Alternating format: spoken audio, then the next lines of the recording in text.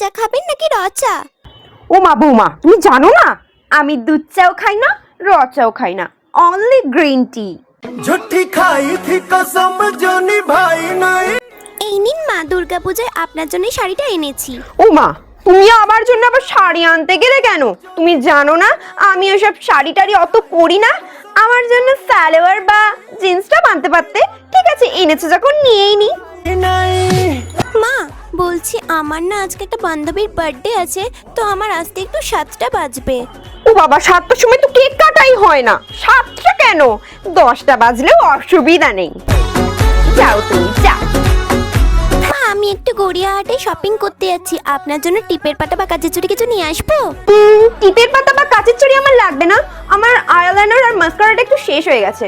আর পারলে একটা নিউড কালারের লিপস্টিকও নিও। ঠিক আছে, ওইটুকুই আনলেই হবে। যাও। होता की रात मैंने